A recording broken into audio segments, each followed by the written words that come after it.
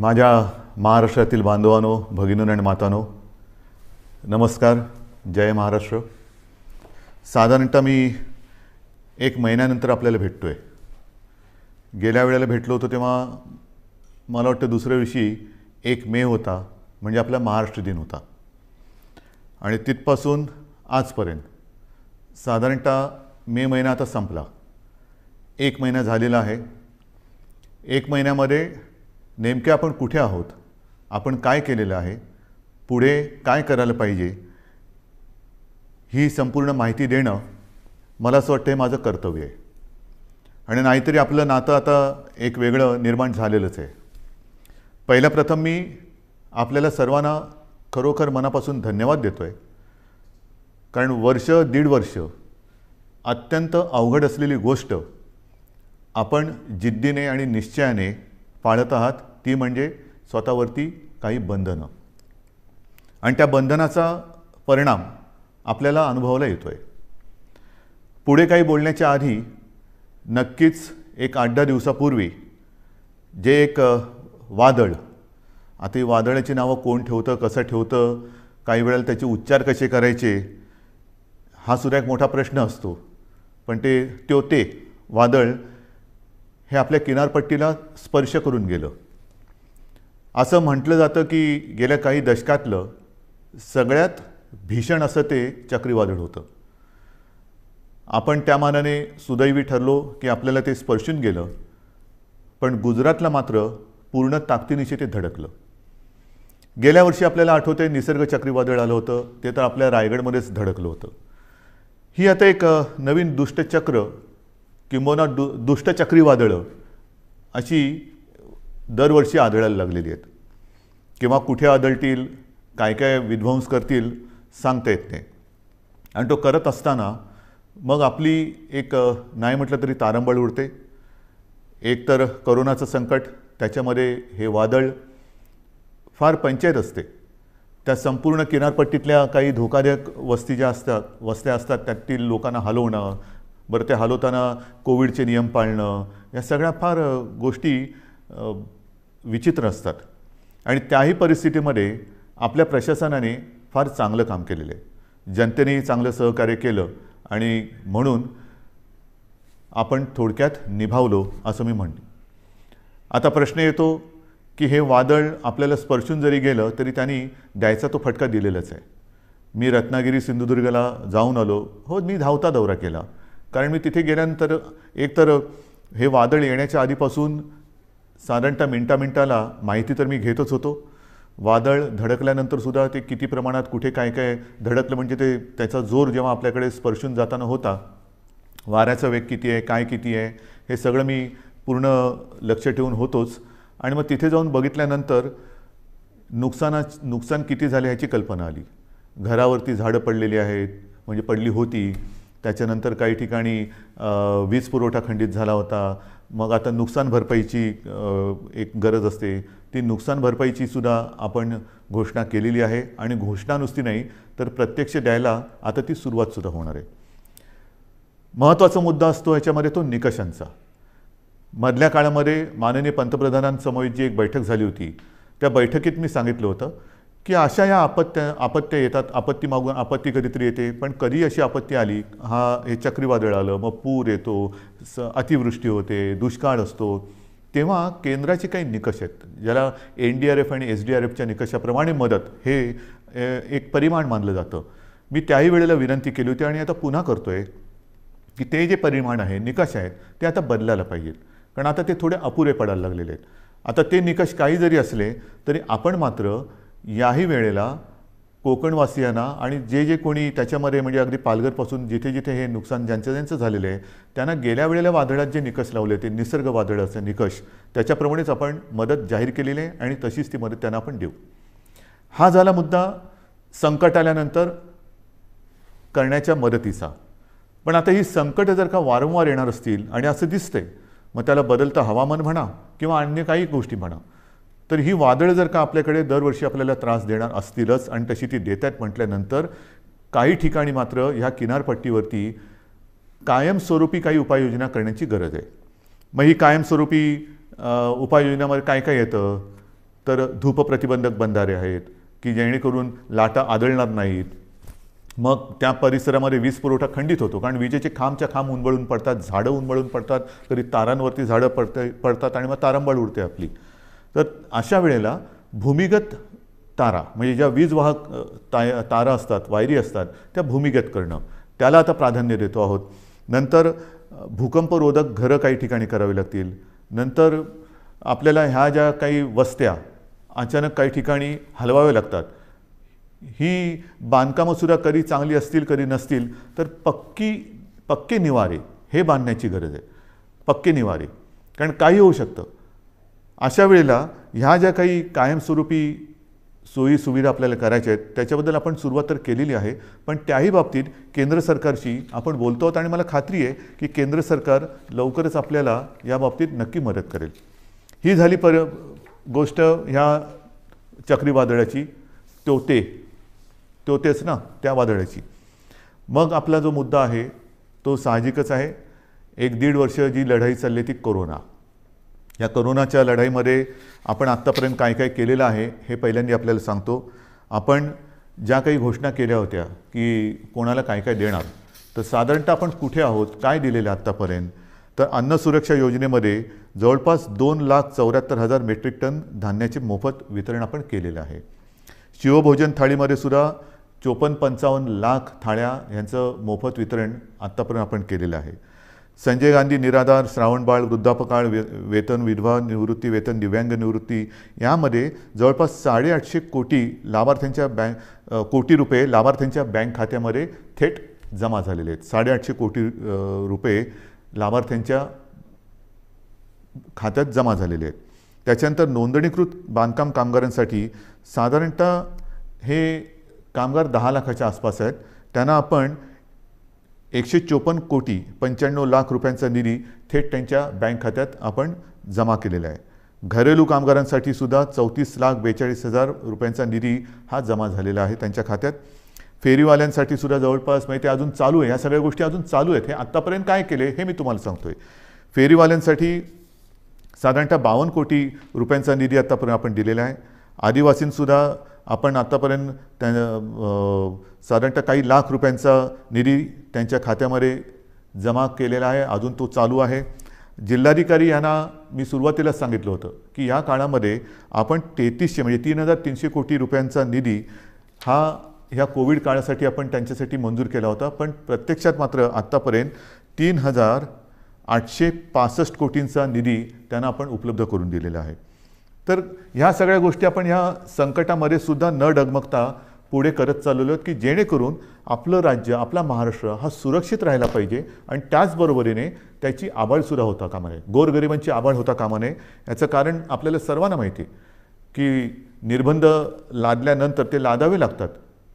फार त्याच्यासारखं वाईट काम असेल कोणतं असं मला वाटत नाही की लोकांवरती, जनतेवरती, आपल्या स्वतःच्या जनतेवरती निर्बंध लादणं. जी जनता आपल्यावरती प्रेम करते आहे, जी जनता आपल्याला आपलं मानते आहे, आपल्या घरातील एक मानते आहे, त्यांच्यावरती बंधनं लादणं यासारखं दुसरं कोणतेही कटू काम कोणाला करावं लागत असेल असं मला वाटत नाही. पण ते मला नाईलाजाने करावं लागते. आपल्या राज्याच्या आणि आपल्या सगळ्यांच्या जीवाच्या काळजीने आणि काळजीपोटी करावं लागते. बरं, आता ही त्याची तुम्हाला माहिती दिल्यानंतर साधारणतः आता काही जण असं म्हणत आहेत की आता लाट आहे ती खाली यायला लागलेली आहे, मग आता काय करणार, ही निर्बंध उठवणार का?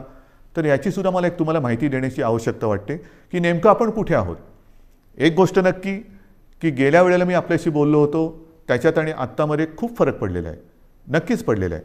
म्हणजे जर आपण पाहिलं तर आत्ता साधारणतः आजची म्हणजे 30 मे आजची जी परिस्थिती आहे त्याच्यात आपल्याकडे आज 18,000च्या आसपास रुग्णसंख्या आहे सापडलेली.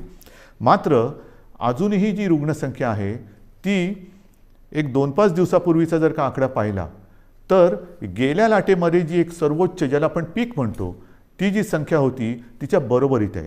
आता थोडीशी कमी होते आणि आपल्याला कल्पना आहे की त्यावेळेला जे शिखर आपण गाठलं होतं ते सणासुदीच्या नंतर गाठलं होतं. ह्यावेळेचं शिखर हे सणासुदीच्या आधी आलेलं आहे. म्हणजे सर्वोच्च म्हणजे जो उच्चांक आहे त्याचीसुद्धा तुम्हाला एक तुलनात्मक मी हे सांगणारच आहे. परंतु आत्ता जर बघितलं तर साधारणतः 17 ते 19 सप्टेंबर 2020च्या सुमारास आपल्या राज्यामध्ये 24,886 रुग्ण होते त्या एका दिवसात सापडणारे. आता 26 मेची जर का आकडेवारी पाहिली तर त्या 26 मेला म्हणजे 4 दिवसापूर्वी साधारणतः 24,752 एवढे रुग्ण आपल्याला आत्ता 4 दिवसापूर्वी आढळलेले आहेत. हे 4 दिवसापूर्वीची गोष्ट आहे. आज साधारणतः ती 18,000पर्यंत आलेली आहे. अजून आता नवीन व्यवस्थित आकडे येतील.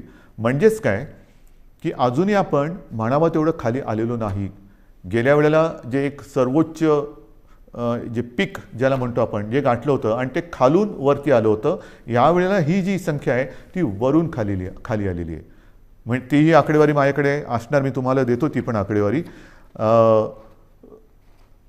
एक गोष्ट दिलासादायक नक्कीच आहे.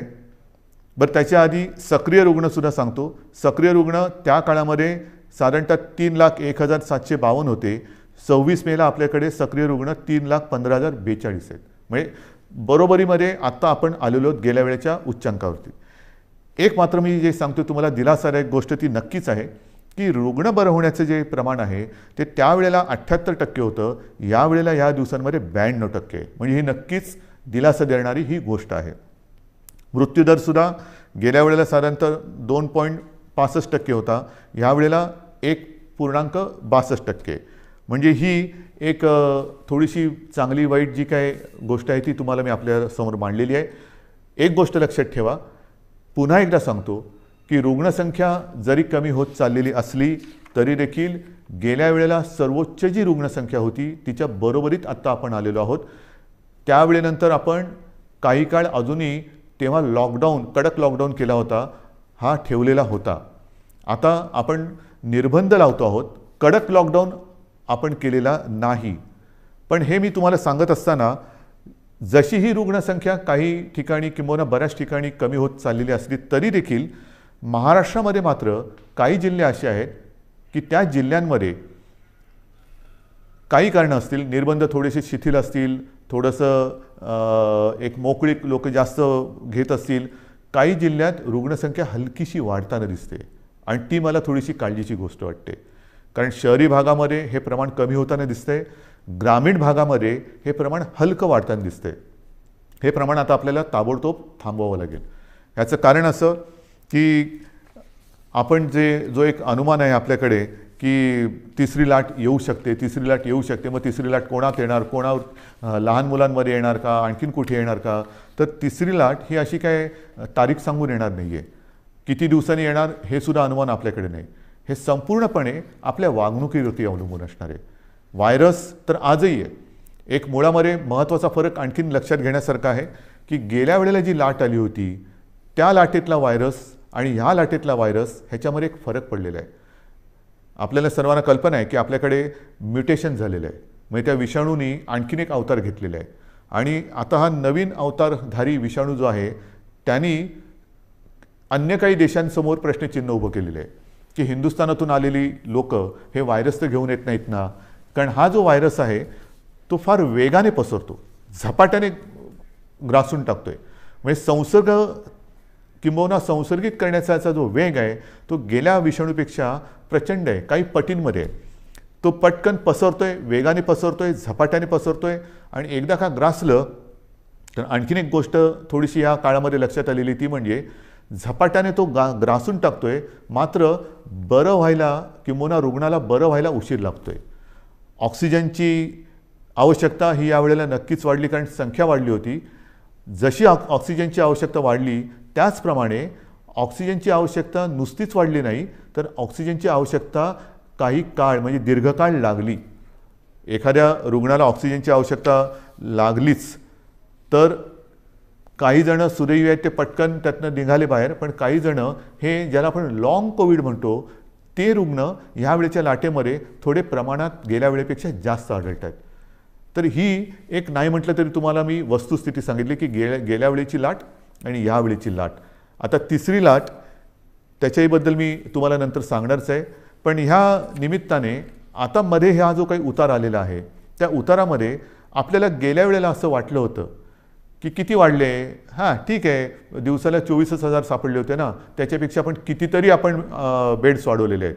त्या बेडची पण संख्या माझ्याकडे आहे, मी तीही तुम्हाला तेव्हा सांगितली होती की साधारणतः आता टेस्ट करणाऱ्या ज्या प्रयोगशाळा आहेत ह्या अगदी सुरुवातीला 2-1 होत्या, ह्याही तुम्हाला माहिती आहेत. आता सुमारे 600च्या आसपास आपण प्रयोगशाळा संपूर्ण राज्यात, मग RT-PCR आहेत, रॅट आहेत, आणखीनही काही किट नवीन नवीन बाजारात येत आहेत. ही सगळी केंद्र किंवा प्रयोगशाळा पण चालू केलेल्या आहेत. ICU बेड्स वाढवलेले आहेत, ऑक्सिजन बेड्स वाढवलेले आहेत. साधारणतः गेल्या वेळेला 3,60,000 होते, ते आता 4-4.5 लाखापर्यंत एकूण बेड्स गेलेले आहेत. हे जरी सगळं करत असलो तरी एका गोष्टीची आपल्याला फार आवश्यकता आहे आणि ती जेव्हा आता यावेळेला जाणवली ती म्हणजे ऑक्सिजन. मला अजूनही ते दिवस आठवले का घाम फुटतो. ऑक्सिजन आता काही तासापुरताच राहिलेला आहे. ऑक्सिजन केवळ आज रात्रीपुरताच राहिलेला आहे. अशी जेव्हा फोन हॉस्पिटलमधनं किंवा जिल्ह्यातनं येत होते तेव्हा संपूर्ण आपल्या प्रशासकीय यंत्रणेचे धाबे दणाणत होते. करायचं काय हा मोठा प्रश्न होता. ह्याचं कारण तुम्हाला सर्वांना मी मागेही सांगितलेलं आहे की आपल्या राज्यात ऑक्सिजन निर्मितीची क्षमता ही साधारणतः 1200 मेट्रिक टन आहे. 1200 ते 1250. आता आणखीन त्याच्यामध्ये काही जणांनी जसं काही साखर कारखान्याने ऑक्सिजन निर्मिती सुरू केलेली आहे, काही हॉस्पिटलमध्ये PSA प्लांट लागलेले आहेत. असे सगळे मिळून एक 1250 होतं तर 1300पर्यंत गेलेलो असू.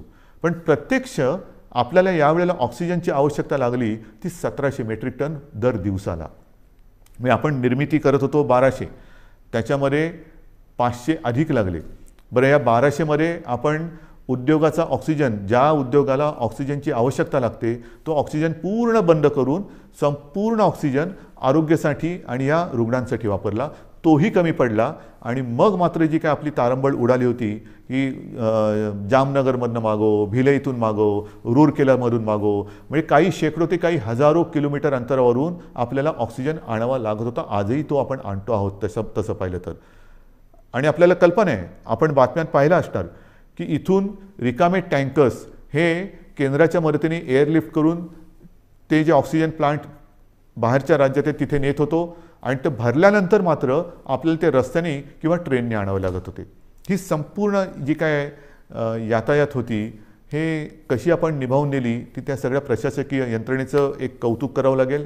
ऑक्सिजन ऑडिट करून ऑक्सिजनची गळती म्हणजे अतिरिक्त ऑक्सिजन जिकडे वापरला जात होता त्याच्यावरती निर्बंध आणले.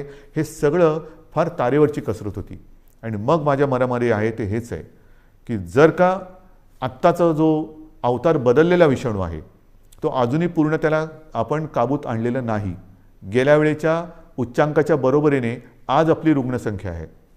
यावेळेला तो जर का सुटला आणि काही पटीत आलेली लाट होती, म्हणजे यावेळेला साधारणतः तुम्हाला कल्पना आहे 66-67 हजार रुग्ण हे दर दिवशी आढळत होते. म्हणजे गेल्या वेळेला 24,000 होते, यावेळेला 66-67 हजार दर दिवशी रुग्ण आपल्याला आढळत होते, पॉझिटिव्ह रुग्ण आपल्याला सापडत होते.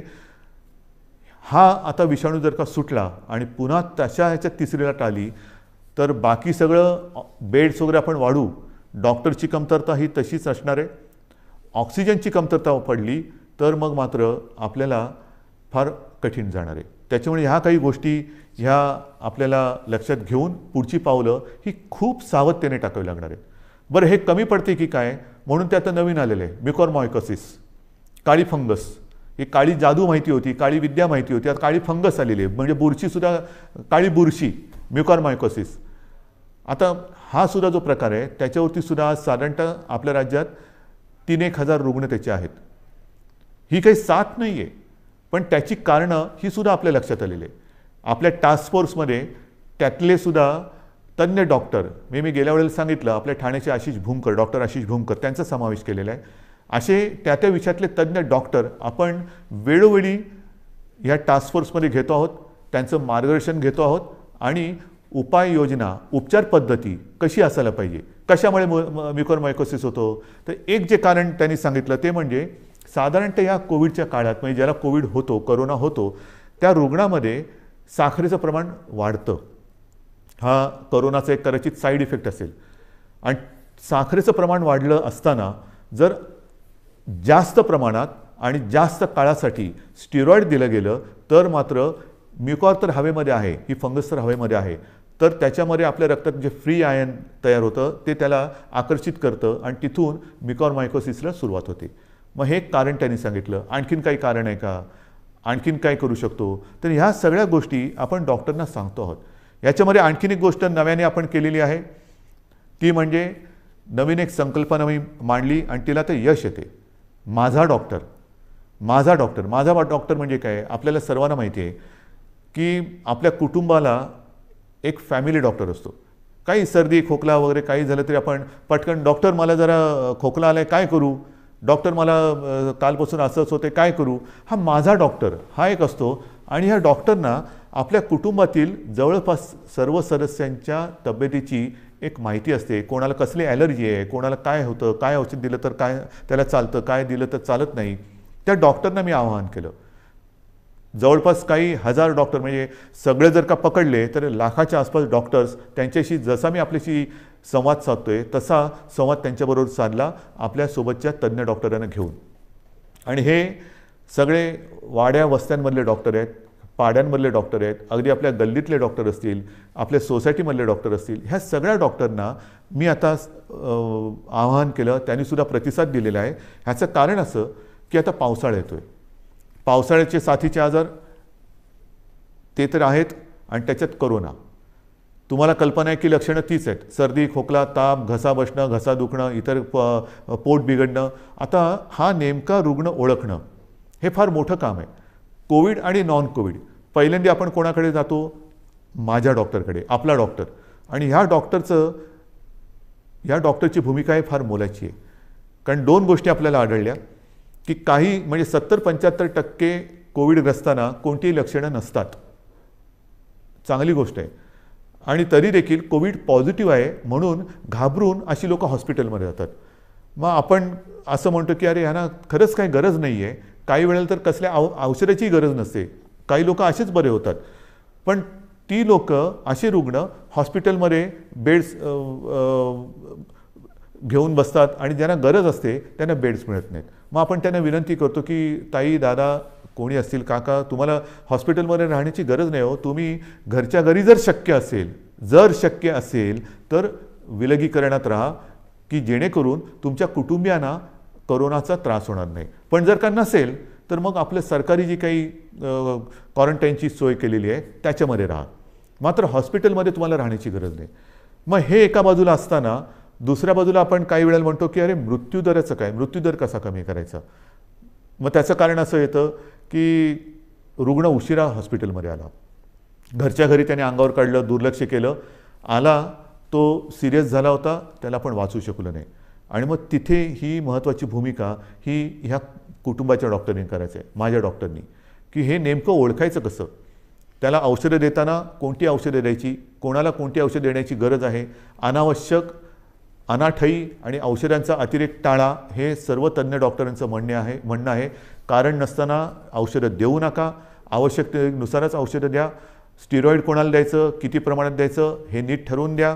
आणि घरी किंवा आपल्या विलगीकरण कक्षामध्ये सरकारच्या किंवा महापालिकांच्या एखादा रुग्ण जर का उपचार घेत असेल तर त्याला नेमकी कोणती लक्षणं आहेत की ते लक्षण दिसल्याबरोबर त्याला हॉस्पिटलमध्ये आणलं पाहिजे की जेणेकरून त्याला हॉस्पिटलमध्ये यायला उशीर होणार नाही आणि त्याचा जीव आपण वाचू शकू. तर ह्या महत्त्वाच्या गोष्टी या फॅमिली डॉक्टरनी करायच्या आहेत. एकतर कोविड नॉन कोविड ओळखणं हे फार महत्त्वाचं आहे. ते ओळखल्यानंतर कोविड रुग्ण असेल, त्याच्या घरामध्ये विलगीकरणाची सोय नसेल तर त्याला सांगितलं पाहिजे की तू कोविडग्रस्त आहेस, तू या इकडे राहा. आणि मग त्याला औषधं देण्याची जबाबदारी आणि ही लक्षणं ओळखण्याची एक जबाबदारी ही या डॉक्टरने करायची. आणि मला खात्री आहे की ज्या पद्धतीने या सर्व डॉक्टरांनी प्रतिसाद दिलेला आहे तो प्रतिसाद पाहिल्यानंतर कोविडचं युद्ध आपण नक्कीच जिंकू शकतो. आता तिसरी लाट ही जी काही येणार म्हणतो आहोत, काही जणांचं म्हणणं असं आहे की जर का वयाप्रमाणे म्हटलं तर पहिली लाट ही ज्येष्ठ नागरिकांमध्ये आली, दुसरी लाट ही युवा ते मध्यम वयीन नागरिकांमध्ये आली, तर वयोमानाप्रमाणे म्हटलं तर कदाचित तिसरी लाट ही बालकांमध्ये येऊ शकेल. आणि मग काय करायचं. काही जणांचं म्हणणं आहे की तसं बालकांमध्ये येण्याचं कारण नाही, पण आली तरी घाबरण्याचं कारण नाही आहे, कारण बालकांमध्ये मुळामध्येच रोगप्रतिकारक शक्ती ही आपल्यापेक्षा जास्त असते. मात्र एक गोष्ट लक्षात घ्या की लहान मुलांमध्ये साथ ही येणार नाही, येऊ नये, येणारच नाही ही माझी प्रार्थना आहे. पण ती आलीच तर ती आपल्याच माध्यमातून येणार आहे. जशी आपण एक काळजी घेत होतो की आपल्यामुळे आपल्या घरातील ज्येष्ठांना ह्याचा संसर्ग होऊ नये, तशीच काळजी आता आपण घ्यायला पाहिजे की आपल्यामुळे आपल्या घरातील लहान मुलांना ह्याचा संसर्ग होता कामा नये. तर ही जर का काळजी आपण घेतली तर मला असं वाटतं आपण आपल्या बालकांना आणि आपल्या घराला सुरक्षित ठेवू शकतो. पण तरी देखील ही शक्यता लक्षात घेऊन महाराष्ट्रातल्या तज्ज्ञ बालरोग तज्ज्ञांचा सुद्धा मी टास्क फोर्स म्हणजे कृती दल तयार केलेलं आहे. डॉक्टर सुहास प्रभू हे त्यांच्या अध्यक्षतेखाली ही मी कृती समिती किंवा कृती दल तयार केलेलं आहे. त्यांच्याबरोबर सुद्धा माझ्या चर्चा सुरू आहेत. महाराष्ट्रातील सगळ्या बालरोग तज्ज्ञांची सुद्धा एक बैठक घेऊन झालेली आहे. त्यात सुद्धा काही हजार बालरोगतज्ञ हे सामील झालेले आहेत. संपूर्ण सज्जता ही प्रत्येक जिल्ह्यात आपण करतो आहोत. कुठेही सरकार म्हणून आपण कमी पडत नाही आहोत. सगळ्या सोयी सुविधा ज्या ज्या काही करण्याच्या गोष्टी आहेत त्या आपण करतो आहोत. मग महत्त्वाचा आणखीन एक प्रश्न येतो, तो म्हणजे लसीकरण. याची सुद्धा मी तुम्हाला कल्पना दिलेली आहे की साधारणतः 45 वरील वयोगटातील नागरिकांच्या लसीकरणाची जबाबदारी ही केंद्राने घेतलेली आहे. मात्र 18 ते 44 ह्या वयोगटातील नागरिकांची लसीकरणाची जबाबदारी ही राज्याने घ्यायची आहे आणि आपलं राज्य समर्थ आहे. मी पुन्हा एकदा सांगतो, साधारणतः 18 ते 44 वयोगटातील 6 कोटी नागरिक आपल्या राज्यामध्ये आहेत आणि त्या प्रत्येकाला 2 डोस हे जे द्यावे लागणार आहेत, 2 डोस म्हटलं तर 12 कोटी डोस लसीचे घेण्याची एक रकमी एका चेकनी आपली तयारी आहे. आणि जसजसा पुरवठा वाढेल तसतशी आपण लसीकरणाची प्रक्रियासुद्धा वेगात करू, क्षमता अधिक वाढू, 24 तास आपण ती चालू ठेवू आणि लवकरात लवकर या वयोगटातील नागरिक आपण सुरक्षित करू. मात्र त्याला एक मर्यादा आहे. आपली क्षमता आहे पण त्याला एक मर्यादा आहे. क्षमता मी सांगितली, मर्यादा साहजिकच आहे. लसीकरणासाठी लागणारी लस आणि त्याची उत्पादन क्षमता, अजूनही उत्पादन क्षमता आपल्याकडे ज्या लसी निर्माण होत आहेत त्यांची तेवढी झालेली नाही. जे काय मला सांगितलं गेलं होतं त्याच्याप्रमाणे जून महिन्यापासून या पुरवठ्यामध्ये वाढ होईल आणि तो पुरवठा सुरळीत होईल असं मला साधारणतः मे महिन्यात सांगितलं गेलं होतं. मे तर आता संपलेला आहे. आपल्याला लस नाही म्हटलं तरी प्रमाण हळूहळू वाढतं आहे. जसजसं हे प्रमाण वाढेल तसतसं आपण आपल्या या लसीकरणाचा वेगसुद्धा वाढवणार आहोत. आता या महिन्यामध्ये जेवढ्या लसी येतील त्या जास्तीत जास्त लसी आपण घेणार आहोत आणि तेवढ्या सर्व नागरिकांना आपण सुरक्षित करणार आहोत. आजपर्यंत साधारणतः 2 कोटीच्या वर म्हणजे 2.25 कोटी नागरिकांचं आपण लसीकरण केलेलं आहे. म्हणजे 12 कोटी जनतेत साधारणतः 2.25 कोटी नागरिकांना आपण लसीकरण केलेलं आहे. दुसरा डोस, पहिला डोस मधल्या काळामध्ये थोडीशी पंचायत झाली होती पण ती सुद्धा आपण करतोय, कारण ज्यांना पहिला डोस दिला त्यांच्यासाठी दुसरा डोस उपलब्ध नव्हता. मग आपण ते थोडंसं सांभाळून घेतलं आणि त्याकरता मधल्या काळात आपल्याला 18 ते 44 या वयोगटातील नागरिकांचं लसीकरण थोडा काळ स्थगित करावं लागलं होतं. लवकरच ते पुन्हा जोमाने आपण सुरू करणार आहोत. तर ही एक लसीकरणाची परिस्थिती आहे. उच्च शिक्षणासाठी जे परदेशी जाऊ इच्छितात त्या विद्यार्थ्यांसाठी सुद्धा आपण लसीकरणासाठी एक वेगळी सोय केलेली आहे, कारण त्यांचं टाईम टेबल हे वेगळं आहे. तिथल्या टाईम टेबलप्रमाणे तिथे त्यांना जर का पोचायचं असेल तर त्यांच्यासाठी सुद्धा आपण ती तशी सोय केलेली आहे. तर ह्या एक एक गोष्टी मी तुम्हाला सांगत जातो आहे. आता नेमकं असं आहे की ह्या सगळ्या गोष्टी चालू असताना विषय येतो तो आपला शिक्षणाचा, कारण शिक्षण हा सुद्धा एक महत्त्वाचा घटक आहे. याही बाबतीत आपल्याला कल्पना आहे की 10वीच्या परीक्षांच्या बाबतीत आपण निर्णय घेतलेला आहे की यावर्षी 10वीच्या परीक्षा न घेता त्याच्यासाठी सुद्धा आपण एक मूल्यांकन करून 10वीच्या विद्यार्थ्यांना आपण त्याप्रमाणे पास करणार आहोत. 10वीचा तर निर्णय घेतला, 12वीचं काय करणार? कारण 12वीचा सुद्धा निर्णय घ्यावा लागेल. तर 12वीच्या बाबतीत सुद्धा आपण एक आढावा घेतो आहोत. त्याच्या बाबतीत सुद्धा एक पद्धत काय ठरवता येईल ती सुद्धा आपण ठरवून लवकरात लवकर हाही निर्णय आपण घेणार आहोत. पण मला एक गोष्ट अशी वाटते की जशी 12वीची परीक्षा आहे की ज्या 12वीच्या परीक्षेवरती पुढचं शिक्षण अवलंबून असतं, मग नीटची परीक्षा असेल, इंजिनिअरिंगची असेल, आणखीन कसली असेल, इतर राज्यात जाऊन शिकण्याची वेळ येते, तर त्याकरता थोडं एक केंद्राने सुद्धा धोरण ठरवायला पाहिजे. ही परिस्थिती संपूर्ण देश नव्हे जग ग्रासून टाकणारी ही परिस्थिती आहे. 100 वर्षापूर्वी अशी परिस्थिती आली होती आणि त्याच्यानंतर ही परिस्थिती जिला आपण तोंड देत आहोत. तर ज्या परीक्षांचं महत्त्व इतर पुढच्या आयुष्यावरती परिणाम करणारं आहे, भवितव्य त्याच्यावरती अवलंबून आहे. मी माननीय पंतप्रधानांना गेल्या वर्षी एक विनंती केली होती, तीच आज आपल्या माध्यमातून करतोय. कदाचित मी पत्र पण लिहायचे असेल तर पत्र लिहीन, बोलायची आवश्यकता असेल तर बोलीनसुद्धा, की काही वेळेला हे जे निर्णय आहेत ते सर्व देशासाठी त्याचं एक धोरण असलं पाहिजे, की 12वीची परीक्षा आहे, काय करायला पाहिजे, आणखीन काही परीक्षा असतील तर देशात त्याचा जर का एक पडसाद उमटणार असतील तर देशासाठी एक धोरण असायला पाहिजे. शैक्षणिक धोरण हे एक असायला पाहिजे. हा निर्णय हा केंद्राने एक घ्यायला पाहिजे. केंद्राने एक थोडंसं आम्हाला मार्गदर्शन करायला पाहिजे. 10वीचा निर्णय आम्ही घेतला, 12वीचं पण आम्ही घेणार आहोत, पण तो निर्णय देशभर सारखा पाहिजे. नाहीतर एखाद्या राज्यामध्ये समजा ही परिस्थिती आटोक्यात असली तर तिकडे परीक्षा होते, एखाद्या राज्यामध्ये परिस्थिती आटोक्याच्या बाहेर असेल तर परीक्षा होणार नाही. विद्यार्थ्यांचं नेमकं भवितव्य काय, तर त्याच्यात सुद्धा एक समानता असली पाहिजे. ठीक आहे, काही वेळेला राज्यांच्या परिस्थितीनुसार, जसं मी तुम्हाला सांगितलं की आजसुद्धा आपल्या राज्यामध्ये काही जिल्ह्यामध्ये परिस्थिती कोविडची आपण काबूत आणलेली आहे, काही मात्र ठिकाणी थोडीशी अजूनही वाढते आहे. असं काही राज्यांमध्ये आहे. काही राज्यांची परिस्थिती चांगली आहे, काही राज्यांमध्ये अजूनही वाढते, काही राज्य तसे स्थिर आहेत. तर धोरण मात्र एक असायला पाहिजे. आणि मी माननीय पंतप्रधानांना एकदा पुन्हा विनंती करणार आहे.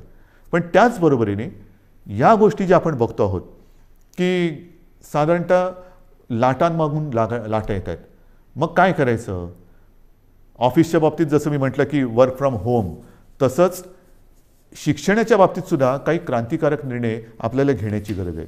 की काय करता येईल, अजूनही हे नेटवर्किंग कसं करता येईल, केबलिंग कसं करता येईल, की मुलांनासुद्धा जर का हा लॉकडाऊन किंवा कोविड अजून काही महिने काही काळ चालला, आपल्याला असं वाटलं होतं की 2020 हे वर्ष कोविडग्रस्त म्हणून होईल आणि 21मध्ये सगळी दारं उघडतील, तर झालं भलतंच. 20पेक्षा अधिक मोठ्या प्रमाणावरती लाट आली आणि ती लाट आल्यानंतर सणासुदीला अजून सुरुवात व्हायची, त्याच्या आधी ही मोठी लाट आली. पुढे कसं जायचं हा एक प्रश्न आहे. तो प्रश्न सोडवताना शिक्षणाचा प्रश्न कसा सोडवायचा, शिक्षण चालू राहिलं पाहिजे, तर त्याच्यासाठी शिक्षणामध्ये सुद्धा काही क्रांतिकारक निर्णय घेण्याची आवश्यकता आहे. आणि त्याही बाबतीमध्ये आपण निर्णय घेत आहोत, काही योजना तयार करतो आहोत.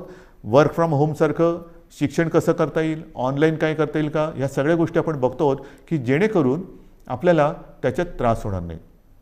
जसं मी तुम्हाला सांगितलं की तिसऱ्या लाटेची तयारी करताना मी गेल्या महिन्यामध्ये काही उद्योगपतींची बैठक घेतली होती, याही आठवड्यात मी घेणार आहे. की लॉकडाऊनसारखी परिस्थिती निर्माण झाली तरी देखील अर्थचक्र फिरलं पाहिजे. आणि अर्थचक्र फिरण्यासाठी उद्योगधंद्यांनी काय करायला पाहिजे, कामगारांची व्यवस्था कशी केली पाहिजे, ह्या जशा काही गोष्टी करायच्या आहेत तशाच काही गोष्टी आपल्याला शिक्षणासाठी सुद्धा कराव्या लागणार आहेत. आणि ह्या सगळ्या गोष्टी करत असताना आपल्याला सर्व काही हळूवारपणाने पूर्वपदावरती आणावंच लागेल. एक एक एक एक गोष्ट नाही तर प्रत्येक वेळेला कोरोना वाढला की लॉकडाऊन करा, कोरोना कमी झाला की कुलूप उघडा, म्हणजे मला फक्त तेवढंच एक चावीवाल्याची भूमिका करावी लागली. अशी एकदा चावी फिरवा, अशी एकदा चावी फिरवा, हे काय काम आवडणारं काम नाही आहे. आपल्याला कोविडसोबत राहायचं नाही तर कोविडवरती मात करायची आहे. आणि म्हणून मला असं वाटतं की काही गोष्टी ह्या आता आपल्याला जाणीवपूर्वक कराव्या लागतील. मधल्या काळामध्ये एक थोडीशी शिथिलता आणण्याचा आपण प्रयत्न केला. ती शिथिलता, त्याचे दुष्परिणाम ते सुद्धा आपण बघितलेले आहेत. आणि मग काही गोष्टी ह्या आपल्याला अंगीकाराव्याच लागतील. ज्या 3 गोष्टी सातत्याने सांगतो, मास्क वापरा, हात धुवा, अंतर ठेवा, त्याबरोबरीने आपल्याला काही मोहिमा, जसं माझे कुटुंब माझी जबाबदारी, ही मोहीम आपण राबवली, यशस्वीपणाने राबवली, त्याचाही चांगला परिणाम आपल्याला मिळाला. आता पुढे काय करायचं, मला असं वाटतं जर का आपण ठरवलं, आणि आपण ठरवू शकतो, हे जे काही आपण नियंत्रण आजसुद्धा दुसऱ्या लाटेवरती आपण आणलेलं आहे. आज सर्वत्र देशात आणि परदेशात सुद्धा महाराष्ट्राचं कौतुक होते, महाराष्ट्र सरकारचं कौतुक होते. पण हे कौतुक केवळ सरकारचं नाही तर आपलं आहे, मायबाप जनतेचं आहे. सरकार काय करणार, सरकार नियम लावेल, सरकार बंधनं टाकेल, पण जनतेने जर का सहकार्य नाही केलं तर कोणतेही सरकार यशस्वी होऊ शकत नाही. तर आत्ताचं हे नियंत्रण आहे, आत्ताचं जे काही नाही म्हटलं तरी आपण, मी यश अजून म्हणत नाही पण नियंत्रणच म्हणू, हे संपूर्णपणे आपलं श्रेय आहे, माझ्या माता भगिनींचं आणि बांधवांचं श्रेय आहे. आपण सहकार्य केलं नसतं तर कोविडचा लढा आज दुसऱ्या वेळेला आपण काबूत आणू शकलो नसतो. अजून तो संपलेला नाही, पण मला खात्री आहे तुम्ही जिद्दी आहात, तुम्ही लढवय्ये आहात. तुम्ही एकदा जर का मनात आणलं तर ते तुम्ही करू शकता. आणि म्हणून मी तुम्हाला एक गोष्ट आणखीन सांगणार आहे की जसं माझे कुटुंब माझी जबाबदारी आपण एक मोहीम राबवली, मी जबाबदारी मोहीम राबवली, तसं जर का प्रत्येकाने ठरवलं, कारण मी आपल्याला बोललोच की आता शहरी भाग आणि ग्रामीण भागामध्ये ही लाट वाढते आहे. थोडं लाट म्हणजे थोडीशी रुग्णवाढ होते. शहरांमध्ये आता नाही म्हटलं तरी बऱ्यापैकी नियंत्रणात आहे. पण शहरं काय आणि गाव काय, प्रत्येकाने जर का ठरवलं की मी माझं गाव कोरोनामुक्त करीन, कोरोनामुक्त गाव आपण नाही करू शकत. कोरोनामुक्त गाव जर प्रत्येक नागरिकाने जर ठरवलं की माझं घर मी कोरोनामुक्त ठेवीन, माझं घर कोरोनामुक्त, सगळ्यांनी ठरवलं माझं घर कोरोनामुक्त, तर ती वस्ती कोरोनामुक्त झाली. सर्व वस्त्यांनी जर ठरवलं की आपण कोरोनामुक्त राहायचं, गाव कोरोनामुक्त झालं. गावाने सर्व ठरवलं तालुका कोरोनामुक्त होणार, जिल्हा कोरोनामुक्त होणार, सर्व राज्य कोरोनामुक्त होईल. आणि होऊ शकतं, झालेलं आहे. माझ्यासमोर आता 3 नावं आहेत. एक तर आपल्याला सर्वांना कल्पना आहे, आपले पोपटराव पवार, हिवरे बाजार, त्यांनी त्यांचं गाव कोरोनामुक्त केलेलं आहे. त्याचबरोबरीने 2 तरुण मुलं आहेत, मला कौतुक आहे त्यांचं, नवीन सरपंच आहेत. एक आहे ऋतुराज देशमुख, सरपंच घाटणे, तालुका मोहोळ, आणि दुसरी आहे कोमलताई करपे, ह्या सुद्धा आंत्रोळी तालुका दक्षिण सोलापूरच्या. ह्या तिघांनी म्हणजे पोपटराव पवारांनी तर केलंच, पण ह्या दोघांनी 2 तरुण मुलं आहेत, ह्या दोघांनी आपापलं गाव कोरोनामुक्त केलं आहे. मग ही मुलं करू शकतात तर आपण नाही करू शकत. आजपासून आपण निश्चय केला पाहिजे की गाव कोरोनामुक्त करायचं, कोरोनाला थारा द्यायचा नाही. संपूर्ण सरकारी यंत्रणाही तुमच्यासोबत आहे. ज्या ज्या काही गोष्टी केल्या मी या तिघांशी बोलणार आहे, पोपटरावांशी बोलणार आहे, ऋतुराजशी बोलणार आहे आणि कोमलताईशी सुद्धा बोलणार आहे की काय नेमकं तुम्ही केलं. आणि जर शक्य असेल तर मी एकदा जसं मी आज तुमच्याशी बोलतोय फेसबुकवरनं, तसं या तिघांनाही तुमच्याशी बोलायला लावणार आहे. मी आपल्या राज्यातल्या सर्व सरपंचांना सांगतोय की या 2 सरपंचांनी जर त्यांचं गाव कोरोनामुक्त करू शकले तर आपण आपलं गाव का नाही कोरोनामुक्त करू शकत. आणि हा निश्चय जोपर्यंत आपण करत नाही तोपर्यंत ही नुसती उघडझाप जशी ती गेलेली ट्यूबलाईट कधी उघडझाप कधी पेटते, कधी बंद होते, कधी पेटते, ही असे ट्यूबलाईटसारखं नको. आपल्याला लख्ख प्रकाश टाकायचं आहे. जे काय करायचं ते लख्ख प्रकाशात करायचं. तर आपल्याला कोरोनामुक्त गाव ही मोहीम आजपासून आता राबवायची. माझं घर कोरोनामुक्त पाहिजे, माझी वस्ती कोरोनामुक्त पाहिजे, माझं गाव कोरोनामुक्त पाहिजे, जिल्हा कोरोनामुक्त पाहिजे, आणि सर्व जिल्हे कोरोनामुक्त झालं तर माझा महाराष्ट्र कोरोनामुक्त होणार आहे. आणि मग महाराष्ट्राचं उदाहरण इतर राज्यांनी घेतलं तर देश कोरोनामुक्त होणार आहे. सुरुवात कोणीतरी करायला पाहिजे, ती सुरुवात महाराष्ट्राने करायला पाहिजे. कारण दरवेळेला आपण म्हणतो की महाराष्ट्र हा देशाला दिशा दाखवतो. ही दिशा आता दाखवण्याची वेळ आलेली आहे. गाव आपल्याला कोरोनामुक्त हे करावंच लागेल. आणि हे मला खात्री आहे की आपण केल्याशिवाय राहणार नाही. आज मी आपल्याशी बोलताना पावसाळा तोंडावर आहे, कृषीचा हंगाम सुरू होतोय. म्हटल्यानंतर मला तमाम शेतकरी दादांना सांगायचं आहे की गेल्याही वर्षी महाराष्ट्राच्या अर्थव्यवस्थेला तुम्ही मोठा हातभार लावलेला आहात. शेती आणि शेतीविषयक सगळे व्यवहार हे आपण थांबू दिले नव्हते, याही वेळेला थांबू देणार नाही आहोत. मग तुमचे बियाण्यांची दुकानं असतील, खतापाण्याची दुकानं असतील, इतर अवजारांची दुकानं असतील, तीसुद्धा आपण, इतर काही दुकानं आपल्याला बंद ठेवावी लागली तरी ही दुकानं आपण बंद ठेवणार नाही आहोत. मात्र त्याला थोडंसं एक वेळेचं बंधन ठेवावं लागणार आहे. पण हे करताना कृपा करून गर्दी होऊ देऊ नका. एकतर स्वतः तोंडाला मास्क लावा. ह्या हंगामामध्ये मग नांगरणी असेल, पेरणी असेल, अमुक असेल, तमुक असेल, मग उद्या कापणी होईल, अमुक होईल, मग शेतमजूर इकडे तिकडे यायला जायला लागतील. पण ही सगळी जी वर्दळ आहे ती वर्दळ करताना कोरोनाविषयक ज्या काही नियमावली आहेत त्या कृपा करून पाळा. कारण आपण केवळ राज्याचेच नव्हे तर देशाचे अन्नदाते आहेत. आणि अन्नदात्याचं जर का आरोग्य बिघडलं तर देशाचं आरोग्य बिघडलं. आपण अन्नदाते आहात, आपण सुरक्षित राहा. आपल्याला संपूर्ण सहकार्य सरकार करतं आहे, सरकार करेल. आपल्या कृषीविषयक ज्या काही गोष्टी असतील त्याच्यावरती कोणतीही बंधनं आपण टाकत नाही आहोत. ते सगळे व्यवहार, सगळ्या गोष्टी ह्या व्यवस्थित चालू राहतील.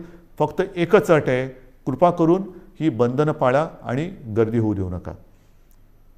शेवटी मी एकच सांगेन की ही दुसरी लाट ही अपेक्षेपेक्षा फार मोठी होती.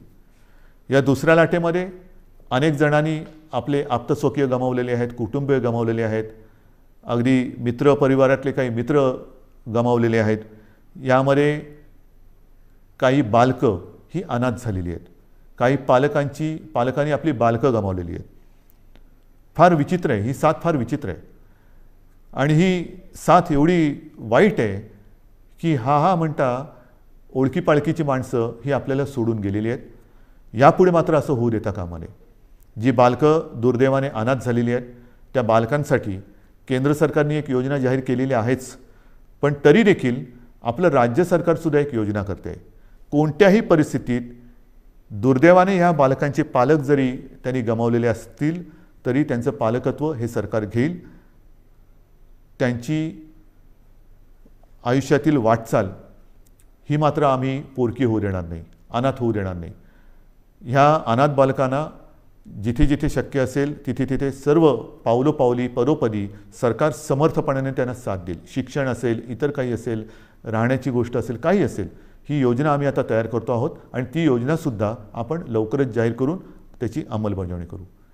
बांधवांनो, भगिनींनो आणि मातांनो, दुसऱ्या लाटेवरती आपण नियंत्रण आणतो आहोत. मात्र हे नियंत्रण आणत असताना काही जण कदाचित कुरबुर करतील, कारण अजून नाईलाजाने आपल्याला हे निर्बंध पुढचे 15 दिवस वाढवावे लागत आहेत. हे वाढवल्यानंतर म्हणजे 15 जूनपर्यंत हे वाढवावे लागतच आहेत. नुसते निर्बंध वाढवत नाही आहोत, तर आता आपण जिल्ह्यानुसार आढावा घेऊन काही जिल्ह्यात हे निर्बंध कदाचित कडक करावे लागतील, काही जिल्ह्यात कदाचित हे निर्बंध थोडेफार आपण शिथिल करू शकू. पण ह्या शिथिलतेचा अर्थ सर्व काही संकट गेले असं समजू नका. गेल्या वेळेला पहिल्या आणि दुसऱ्या लाटेच्या मधला जो काळ होता त्याच्यामध्ये मोर्चे, समारंभ, इतर काही गोष्टी, लग्नसराई हे आपण फार मोठ्या प्रमाणावरती नाही म्हटलं तरी झालं. ग्रामपंचायतीच्या निवडणुका झाल्या आणि नंतर मात्र ती दुसरी लाट अपेक्षेपेक्षा काही पटीत जास्त आली. आता हळूहळू काही लोक सुरू होतील की हे उघडा ते उघडा, अमुक नाही केलं तर आम्ही रस्त्यावरती उतरू, मग आम्ही करोना काय बघणार नाही, हे उघडलं नाही तर आम्ही तसं करू. त्यांना मी सांगतोय, कृपा करून तुम्ही ह्या गोष्टी अशा करू नका. मला पूर्णपणे माहिती आहे की हे संकट फार विचित्र आहे, पण नुसतं हे संकट आता कमी झाले म्हणून घाईगर्दीने रस्त्यावरती उतरू नका. कारण जर का रस्त्यावरती उतरणार असाल तर मी म्हणेन कोरोना योद्धे म्हणून उतरा, कोरोना दूत म्हणून उतरू नका. जरा सरकारला तुम्ही जर का असं सांगणार असाल की अमुक नाही केलं तर आम्ही रस्त्यावरती उतरू, तर मला नम्रपणाने सांगायचं आहे की कोरोनाची साथ हा सरकारी कार्यक्रम नाही, ही सरकारी योजना नाही. कोरोनाची साथ ही सरकारी योजना नाही की जिच्या विरोधासाठी तुम्ही रस्त्यावरती उतरावं. तर तो जर का आपला गैरसमज असेल तर तो कृपा करून आपल्या मनातून काढून टाका. तो जर का आपला संभ्रम असेल तर मनातून काढून टाका. दुर्दैवाने आपल्या आजूबाजूला बघा, ज्या घरामध्ये काही बालकं अनाथ झालेत, काही पालकांची मुलं गेलेली आहेत, हे निर्बंध तर आपण उठवणार आहोतच, पण निर्बंध उठवल्यानंतर सुद्धा घरातील कर्ता गमावलेला आहे त्या कुटुंबाकडे सुद्धा आपल्याला लक्ष द्यावं लागणार आहे. तर हे रस्त्यावरती उतरणं म्हणजेच तिसऱ्या लाटेला आमंत्रण देणं आहे. तर त्या तिसऱ्या लाटेचे आमंत्रक आपण होऊ नका, तिसऱ्या लाटेचे निमंत्रक आपण होऊ नका. कारण माझ्यासमोर संपूर्ण महाराष्ट्रातल्या जनतेच्या जीवनाचा प्रश्न आहे, आयुष्याचा प्रश्न आहे. मी पुन्हा एकदा सांगतो, हे निर्बंध लादणं यासारखं कटू काम दुसरं कोणतं असूच शकत नाही. पण मात्र हे आपल्या आरोग्य व्यवस्थेचं प्रमाण बघून आपल्याला या गोष्टी कराव्या लागतात. अजूनही ऑक्सिजनची व्यवस्था आपण वाढवतोय. मिशन ऑक्सिजन हा एक कार्यक्रम घेतला आहे, जरूर घेतला आहे. काही ठिकाणी आपण प्लांट्स लावायला सुरुवात केलेली आहे, पण छोटे, मध्यम आणि मोठे असे प्लांट लावायला साधारणतः 3 महिने ते 18 महिन्यापर्यंत हा कालावधी लागू शकतो आहे. तो लक्षात घेता आपल्याला फार हळुवारपणाने एक एक गोष्टी ह्या उघडत जाव्या लागणार आहेत. आणि म्हणून आजपर्यंत आपण जसं सहकार्य केलं तसंच सहकार्य साहजिकच आहे. हे आपल्यासाठी, आपल्या प्रियजनांसाठी, आपल्या मित्रपरिवारासाठी, आप्तसोक्यांसाठी हे मला अपेक्षित आहे. मी अधिक नुसतं निर्बंध लादायचे म्हणून लादणाऱ्यातला नाही, हे पुन्हा एकदा नम्रपणाने सांगतो. मात्र काही वेळेला हा बदललेला विषाणूचा अवतार बघून आपल्याला फार हळुवारपणाने हे निर्बंध उघडावे लागतील. विशेष म्हणजे तिसरी लाट जर का काही तज्ज्ञांच्या मते मुलांमध्ये येणार असेल तर पुन्हा हा काळ शाळा सुरू होण्याचा आहे. हाही एक विचार आपल्याला करावा लागणार आहे. या सगळ्या गोष्टीचा विचार करून तिसऱ्या लाटेचा प्रभाव किंबहुना तिसरी लाट येऊच नये त्याच्यासाठी प्रयत्न करणं गरजेचं आहे. आणि मला खात्री आहे, मी पुन्हा एकदा सांगतो की करोनामुक्त गाव ही योजना जर का आपण सफल केली तर तिसरी लाट आपण येऊच देणार नाही. कारण 2 वेळा आपण हे करून दाखवलेलं आहे. पहिली लाटसुद्धा आपण नियंत्रणात आणून दाखवलीत, दुसरी लाटसुद्धा आपणच नियंत्रणात आणून दाखवली. आता 2 वेळेचा अनुभव लक्षात आल्यानंतर काय केल्यानंतर काय होतं, त्याच्यामुळे काय करावे आणि काय करू नये हे आपल्याला चांगलं कळलेलं आहे. आणि ते कळल्यानंतर मला खात्री आहे सगळ्यांनी जर का जिद्दीने ठरवलं की माझं घर मी करोनामुक्त करेन, माझं गाव मी करोनामुक्त करेन, माझं जिल्हा करोनामुक्त करेन, माझं राज्य करोनामुक्त करेन, हा जर का निर्धार आपण केला तर तिसरी लाट आपण येऊ देणार नाही आणि ती येऊ देऊ नका अशी एक विनंती करून तूर्त मी आपली रजा घेतो. धन्यवाद. जय हिंद, जय महाराष्ट्र.